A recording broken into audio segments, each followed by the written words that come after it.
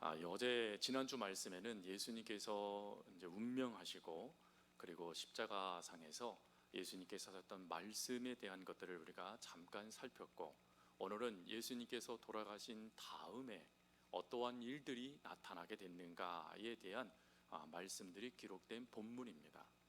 예수님께서 돌아가신 시간은 9시였습니다. 오늘날로 따지면 오후 3시가 되죠. 근데 이때의 오후 3시 다음에 오늘 본문에는 준비일이다 라고 되어져 있으니까 이 안식일이 3시간 뒤에 시작이 됐습니다.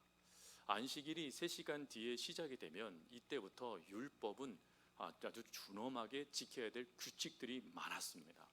그 중에 대표적인 것들이 우리가 너무나 익숙하게 알고 있는 노동, 어느 정도까지 안식일에 일할 수 있느냐 하는 그 기준도 담겨져 있었죠. 그 기준이 콩 한 알, 콩이라는 것이 얼마나 작습니까? 그 콩 하나를 손에 들 수 있는 것까지가 일이었답니다. 그러니까 그 이상을 하게 되면 율법을 어기는 것입니다. 더군다나 이 안식일이 시작되기 전에 반드시 시체는 그 십자가 향해서 내려놔야만 했습니다. 왜 그러냐면 불경하다고 여겼고, 두 번째로는 그 내리는 일도 노동이 되었기 때문에 그렇습니다. 그래서 율법을 어기는 일이 발생되는 것이죠. 그러니 예수님께서 돌아가시고 난 다음에 3시간 뒤에 이 율법에 따라 안식일을 지켜야 되니까 예수님의 운명, 그 자리에 있었던 여인들은 급해지기 시작했습니다. 예수님을 저대로 내버려 두면 율법을 어기며 예수님의 시체를 내려야 되고, 또 율법을 내리면 자신들의 생명도 위급해지게 되어지고, 더 나아가서 예수님의 시체를 저대로 방치해 두면 저주받은 것이 되어지니 이 여인들이 급해지기 시작한 것입니다. 근데 문제는 아무리 이 여인들이 급해도 이 문제를 해결할 길이 없었다라는 것이죠. 예수님의 제자들은 다 도망간 상태였고, 심지어 그 주변에는 로마 백부장, 이 백부장이 그 곁에 있었다라는 의미는 100명의 군인들이 그것을 둘러쌌다라는 의미로 이해하시면 됩니다. 그러니 100명의 군인들이 이 시체를 지키고 있고, 또 그곳에는 산헤드린 공의회 회원들뿐만 아니라 무리들까지 그 곁에 있었습니다. 그러니 도무지 예수님의 시체를 자신들의 힘으로는 내릴 수 없는 상황이 주어진 것입니다. 그러니 이 여인들의 마음은 더 슬펐을 거고 더 괴로웠을 것입니다. 근데 이때 오늘 본문은 누가 등장하게 되냐면 아리마대 사람 요셉이 등장하였다라고 기록합니다. 그리고 그는 당돌이 빌라도에게 들어가서 예수님의 시체를 달라고 이야기를 하죠. 근데 여기서 이 당돌이라는 이 단어가 원어를 보니까 뭐라고 기록됐냐면 담대하게, 용기를 내어 라는 의미로 쓰여졌습니다. 그러니 용기를 내서 이 빌라도에게 아리마대 사람 요셉이 나아가 예수님의 시체를 주십시오, 내가 장사하겠습니다 라고 말하였다라는 것입니다. 근데 그 일에 빌라도가 정말 죽었나 살피게 되어지죠. 근데 여기서 우리가 이 아리마대 사람의 모습을 잠깐 더 살펴야 됩니다. 예수님이 죽으셨다라는 것은 성경에 정확하게 기록되어져 있고, 또 빌라도도 백부장을 통하여 예수님이 죽으셨다라는 것을 확증받았으니 그 시체쯤 내려주는 것 별 문제 아닐 수도 있습니다. 그러나 이것을 지금 누가 요청하고 있냐면 아리마대 사람 요셉이 요청하고 있었다라는 것입니다. 아리마대 사람 요셉은 산헤드린 공의회의 회원이었습니다. 이 당시에 산헤드린 공의회원들은 대제사장, 또 장로, 그리고 서기관 중 사람들에게 존경받는 이들 70명이 선택되어져 종교, 사회, 국가, 경제할 것 없이 모든 것을 관장했던 절대 기구였습니다. 근데 그곳에서 사역을 감당하는 아리마대 사람 요셉이 예수님의 시체를 달라고 이야기한 것입니다. 그러면 이걸 뭘 의미하는 것이냐면 산헤드린 공의회의 그 결정과 그들이 내린 방침과 위배된, 완전히 반대의 노선을 걸어가는 것을 의미했습니다. 즉 예수님의 제자다, 내가 예수님과 같은 사람이다, 같은 일을, 예수님의 뒤를 따라가는 제자다 하는 것을 드러내는 행위가 예수님의 시체를 달라고 하는 것이었습니다. 특별히 유대 사회에서 스승이 죽게 되어지면 그 스승의 시체를 누가 처리했냐면 스승의 도를 따르는 제자들이 그 시체를 처리하였습니다. 그러니 아리마대 사람 요셉이 예수님의 시체를 달라고 말한다는 것은 나는 예수님의 도를 따르는 사람입니다 라는 것을 드러내고 있는 것을 말하는 것입니다. 여러분, 이것은 쉽지 않습니다. 왜 그러냐면 이후에 예수님께서 부활하시고 난 다음에도 여전히 대제사장들과 많은 사람들이 예수님의 제자들을 잡으려고 돌아다니고 있었기 때문에 그렇습니다. 즉 그것은 다시 이야기하면 아리마대 사람 요셉에게는 목숨을 내놓는 결정이었다라는 것입니다. 근데 이런 결정을 하게 되어졌을 때 중요한 것은 아리마대 사람 요셉을 향하여 성경은 이렇게 기록하고 있다라는 것이죠. 43절 말씀해 보니까 이렇게 되어 있습니다. 아리마대 사람 요셉이 와서 당돌이 빌라도에 들어가 예수의 시체를 달라 하니 이 사람은 존경받는 공의원이요, 그 다음 말씀이요, 하나님의 나라를 기다리는 자다. 여기서 이 하나님의 나라라는 이것은 하나님 나라가 임하는 그 절대적인 그 하나님의 역사를 말하는 것보다는 메시아를 기다리는 걸 의미합니다. 즉 메시아가 다시 이 땅에 오실 것을 기다리는 자였다라는 것입니다. 자, 그렇다면 여기에서 유대의 메시아관을 좀 살피셔야 돼요. 여러분, 우리가 예수님의 메시아관에서 이야기할 때 어떤 것을 주로 많이 이야기하냐면 예수님이 어린 양처럼 도살장에 끌려가는 그런 모습보다 백마를 타고 위대하게 로마를 무너뜨리는 그런 절대적인 힘을 가진 그런 메시아를 유대인들이 기다렸다라고 우리가 설교라든지 공부를 통해 배우게 됩니다. 근데 그것보다 더 중요한 메시아관이 있었습니다. 그 메시아관은 무엇이냐면 이 메시아를 기다리는데 이 메시아는 신이 아니다라는 것입니다. 이 메시아가 유대인들에게 갖고 있는 메시아가는 신에게 특별한 위임을 받은 사람, 신에게 특별히 위임을 받아 선택을 받아 하나님의 일을 하는 사람을 메시아라고 여겼습니다. 그러니 메시아라는 이 개념에는 하나님이라는 개념이 포함되어 있지 않습니다. 사람이라는 개념이 포함되어 있다는 것입니다. 그것이 유대의 전통적인 메시아관이었습니다. 사람으로서 하나님의 일을 하는 사람 말입니다. 사람, 여기까지는 예수님도 동일합니다. 왜 그러냐면 예수님이 인자, 즉 사람의 몸을 입고 이 땅에 오셨다라고 말씀하시고 실제로 예수님이 인간의 몸을 입고 태어나셨으니 말입니다. 근데 문제는 예수님은 사람이셨지만 하나님이셨죠. 그래서 예수님이 뭐라고 말씀하십니까? 요한복음 8장 42절 말씀에 가보면 예수님이 이렇게 말씀합니다. 예수께서 이르시되 하나님이 너희 아버지였으면 너희가 나를 사랑하였으리니 이는 내가 하나님께로부터 나와서 왔음이라. 나는 스스로 온 것이 아니요 아버지께서 나를 보내신 것이다 라고 하며 내가 누구로부터 왔는가 라는 것을 이야기하신 다음에 그 다음 요한복음 10장 30절에 가보면 예수님이 이렇게 말씀을 하세요. 나와 아버지는 하나이다. 무슨 말이죠? 예수님도 하나님이시라는 것입니다. 즉 예수님이 이 땅에 인간의 몸을 입고 오셨지만 예수님은 하나님이시라는 거예요. 하나님과 함께 계셨고 하나님이신 분, 그게 예수님이시라는 것입니다. 그러니 유대 사내들인 공회의 회원들이 이 사상을 받아들일 수 없는 것입니다. 왜 그러냐면 메시아는 하나님이 보내신 사람이어야만 하거든요. 근데 그 사람이 자기가 하나님이라고 이야기하니 도무지 그걸 받아들일 수 없는 것이죠. 그래서 요한복음 10장 말씀 그 다음 10장 30절 이후 말씀을 가보면 뭐라고 고백을 하냐면 33절에 이렇게 얘기합니다. 유대인들이 대답하되 선한 일로 말미암아 우리가 너를 돌로 치라는 것이 아니다. 그리고 그 다음 말씀 신성모독으로 인함이다.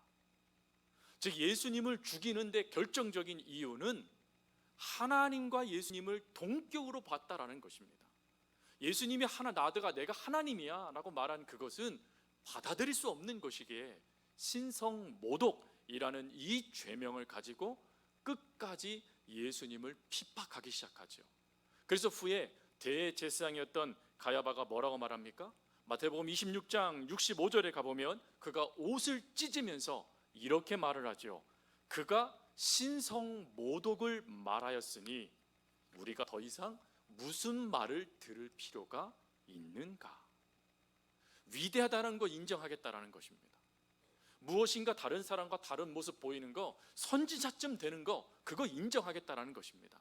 그런데 인정하지 못하는 것은, 네가 하나님이라 말하는 그것은 내가 인정하지 못하겠다. 그리고 그것을 사내들인 공유회에서 어찌합니까? 그 신성 모독했다라는 것을 그들의 결정으로 정리를 해버립니다. 즉 예수님의 죄명은 신성 모독이 되어진 것입니다. 그 신성 모독이 되어지는 그 상황에 이 아리마대 사람이 어떻게 움직였을까요? 분명한 것은 이때에 아리마대 사람의 모습을 누가복음 23장 50절 51절에 가보면, 이때 아리마대 사람 요셉이 어찌하냐면, 그 아리마대 사람 요셉이 후반절 말씀해 보니까 그들의 결의와 행사에 참여하지 아니했다라고 이야기합니다. 즉 그들이 예수님이 하나님이시다라는 이것을 거부하고 신성 모독으로 예수님을 모욕 주고 수치 주며 예수님을 억울하게 누명지어 죽음의 길로 이끌어갈 때 아리마대 사람 요셉은 "노, 아니야 라고 하며 거절했다라는 것입니다. 그리고 그 거절한 모습에 아리마대 사람이 달라지기 시작하죠. 그리고 그가 십자가상에 달려 돌아가시는 예수님의 모습, 그리고 사내들인 공유회에 그들 앞에서 재판받으셨을 때의 그 모습, 빌라도 앞에 섰을 때의 그 모습, 그 십자가에 달려 돌아가실 때의 그 모습들을 보면서 비로소 이 아리마대 사람 요셉이 예수님에 대해서 눈을 뜹니다.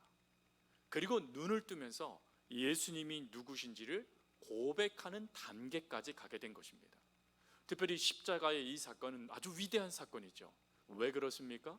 우리에게는 우리의 죄를 용서함 받을 수 있는 은혜의 사건이고, 그리고 그 십자가의 사건을 바라보는 이들은 예수님이 누구신지에 대한 정확하게 예수님에 대해서 알 수 있는 은혜의 자리였습니다. 그래서 그 모습을 끝까지 지켜봤던 백부장이 뭐라고 고백한 것이죠? 이분이 바로 메시아, 예수님 하나 그리스도시구나 하는 것을 고백하지 않습니까? 바로 그 고백의 자리에 아리마대 사람 요셉도 있었다라는 것입니다.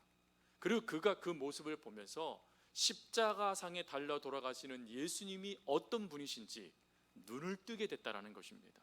그것뿐만이 아니고 이 누가복음 23장 말씀에 보면 그는 의로운 사람이라고 기록해 놓고 있습니다. 여기서 이 의롭다라는 이것은 정의를 말하는 게 아닙니다. 하나님 안에서의 의를 말하는 것입니다. 그래서 이 의를 조금 쉬운 말로 하나님을 믿는 것이라고 이야기합니다. 즉 하나님 앞에 늘 자신의 삶을 내어놓고 점검받는 삶을 살아갔던 인물이 아리마대 사람 요셉이었다라는 것입니다. 그러니 하나님께서 그에게 이 십자가의 사건을 참된 의미가 무엇인지 깨닫게 주었다라는 것입니다. 깨닫게 되니까 이제는 더 이상 숨지 않는 거예요. 깨닫게 되니까 이제는 더 이상 뒤로 멀찌감치 멀어져 누군가 하겠지 하지 않고 공개적으로 내가 바로 예수 믿는 사람입니다 라고 고백하게 됐다라는 것입니다. 여러분, 이렇게 아리마대 사람 요셉이 고백을 하게 되어지니까 어떤 일이 발생됩니까? 이 고백이요, 연쇄적인 반응으로 나타납니다. 그 첫 번째 반응이 요한복음 19장 39절 말씀에 가보니까 니고데모가 등장합니다. 니고데모도 사내들인 공유의 회원이었습니다. 심지어 니고데모는 랍비였습니다. 그러니 그 누구보다도 하나님의 말씀을 정확하게 전하는 학자이고 랍비였죠. 근데 그가 예수님께서 돌아가시자 어찌하냐면 향품과 모략과 침향을 섞인 것을 갖고 와서 예수님께 드리는, 장례 치르는 그 모습이 드러납니다. 뭘 의미한 것이죠? 단지 예수님을 장사 지냈다 그걸 말하는 게 아닙니다. 아리마대 사람 한 사람이 내가 예수 믿는 사람이라는 것을 드러내니까, 물론 그 드러냄에 자신의 모든 부귀영화 다 포기하는 각오도 되어져 있었을 겁니다. 예수 믿는다라는 그것은 죽는 거와 동일했으니 왜요? 죄인 중에 괴수가 되어야 되지 않겠습니까?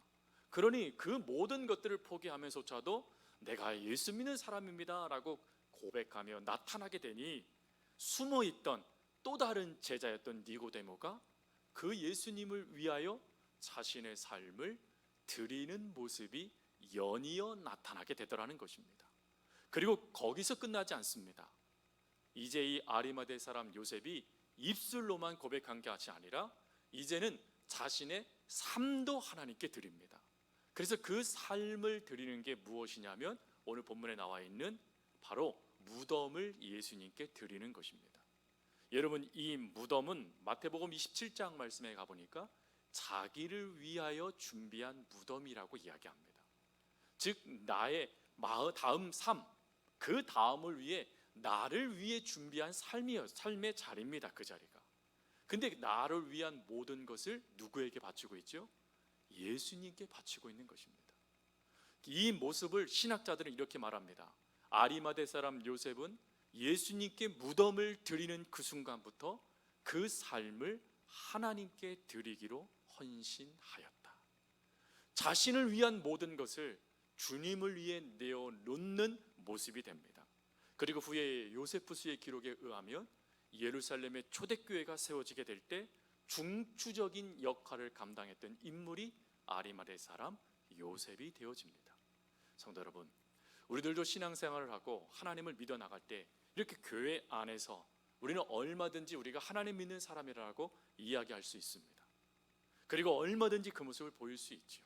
그런데 오늘 이 아리마대 사람 요셉처럼 그리고 니고데모처럼 혹 내가 손해볼 수 있는 자리, 내가 하나님 믿는다라는 걸 드러내면 사람들에게 비난받을 수 있는 자리, 그런 자리에서도 나 예수님 믿는 사람입니다 라고 여러분 공개적으로 고백하실 수 있으시겠습니까?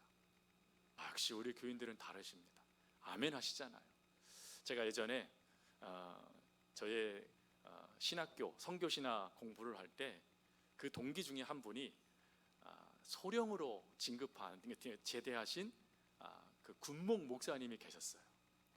이 목사님이 이 선교와 강의를 하면서 간증하는 시간이 있었는데 그때 한 간증을 했습니다. 그 간증의 내용이 뭐냐면 나는 예수 믿는 사람이요, 그 증거하는 거에 대한 당신의 이야기를 해주시는 거였어요.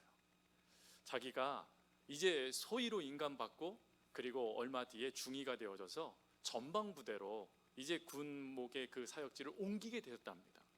근데 그곳에서 이 군목이 새로 오면 그 대제장님이 아주 고약하게 했대요. 고약하게. 어떤 걸 했냐면 군목이 오기만 하면 술 파티를 여는 겁니다. 그러는 군목 목사님을 정 가운데 딱 앉히고 이 대제장님이 그 옆에 앉은 다음에 술을 따라 드리는 거예요. 술을. 그러면서 이 자리는 군목 목사님을 위해서 저희가 준비한 자리니까 기쁘게 즐겨 주십시오 라고 했다라는 거예요. 드셨을까요? 안 드셨을까요? 어떻게 하셨어요? 저만 간증 들었는데 안 드셨답니다. 대제장님은 상급자입니다. 그런데도 드시지 않고 죄송합니다, 제가 예수님 믿는 사람인데 먹을 수 없습니다, 그 얘기를 하셨다는 거예요. 그랬더니 대제장님이 이렇게 얘기하시더랍니다. 그 전 이야기를 제가 하겠습니다. 그 전에 온 목사님들은 제가 술을 따르면 그걸 받아서 먹었습니다. 그때 저는 이렇게 말했습니다. 사꾼 목사가 왔군. 그런데 목사님은 이 술잔을 받지 않은 거 보니까 목사님은 진짜인 것 같습니다. 제가 교회 가겠습니다 하셨다라는 거예요. 그 간증을 제가 직접 들었습니다. 그 간증을 들으면서 제가 깨닫게 됐어요. 예수 믿는다라고 말하는 거, 그 자리에 그 이야기를 하는 거 어려울 수도 있고 힘들 수도 있습니다. 그리고 손해볼 수 있는 모습도 나타날 수 있습니다. 그러나 나는 예수 믿는 사람입니다, 그 한마디가 복음의 역사가 된다는 것입니다. 그러면 우리는 어찌 해야 될까요? 우리 끊임없이 말을 해줘야죠. 나 예수 믿는 사람입니다. 그 사람 그러던데요, 그 사람이 뭐라 그래도, 그 사람이 그런 삶을 살아도 나는 예수 믿는 사람입니다. 여러분, 우리가 이 고백을 담대하게 할 수 있다라면 우리 예수님 잘 믿고 있는 것입니다. 저희 서호교회가 그런 분들이 많은 교회가 되었으면 좋겠습니다. 한 장로님이, 저희 교회 장로님 한 분이 그런 말도 하셨대요. 저의 예수 잘 믿는 어느 교회 장로입니다. 그랬더니 예수 믿는 장로 뽑으면 안 되는데, 그런데 하나님이 그분을 되게 해주셨대요. 여러분, 하나님 믿는 거, 그것이 우리의 삶의 기쁨이고 감사가 되고 은혜가 되는 것입니다. 복음은 우리의 삶에서 다른 이의 삶으로 흘러들어가는 놀라운 능력이 됩니다. 그러니 혹 내가 조금 부족하더라도 나 예수 믿는 사람입니다 라고 말할 수 있도록 끊임없이 예수님 안에서 우리의 삶을 점검하고, 끊임없이 예수님 안에서 우리가 부족했던 삶을 청산해 가면서 후에는 누군가를 만나도 저 예수 믿는 사람입니다 라고 말해주면서 그 걸음을 끝까지 걸어갈 수 있는 우리 성도님들 다 되어줄 수 있기를 간절히 주님의 이름으로 부탁드립니다.